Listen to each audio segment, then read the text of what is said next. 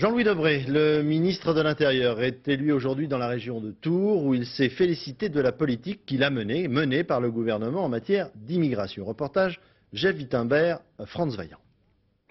Chez les candidats de droite, on se l'arrache. Pas moins de 50 demandes sur son bureau. Jean-Louis Debré, c'est l'homme le plus demandé du gouvernement pour venir épauler les campagnes électorales.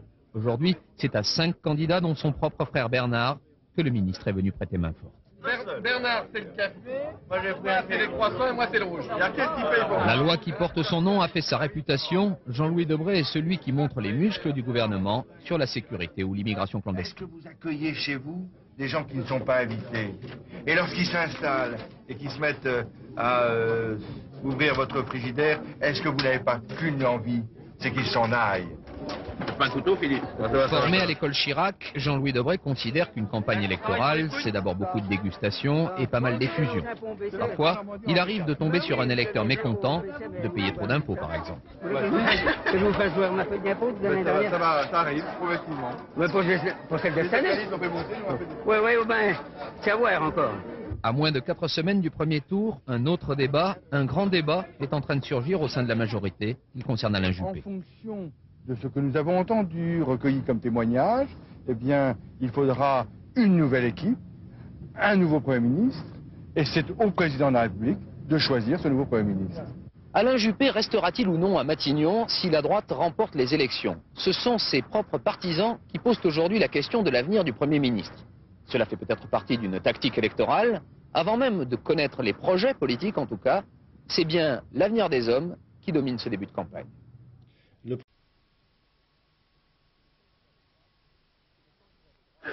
Chez les candidats de droite, on se l'arrache. Pas moins de 50 demandes sur son bureau. Jean-Louis Debré, c'est l'homme le plus demandé du gouvernement pour venir épauler les campagnes électorales.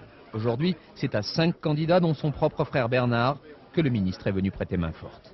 Bernard, c'est le café, moi c'est les croissants et moi c'est le rouge. Il y a qu'est-ce qui paye pour moi? La loi qui porte son nom a fait sa réputation. Jean-Louis Debré est celui qui montre les muscles du gouvernement sur la sécurité ou l'immigration clandestine. Est-ce que vous accueillez chez vous des gens qui ne sont pas invités?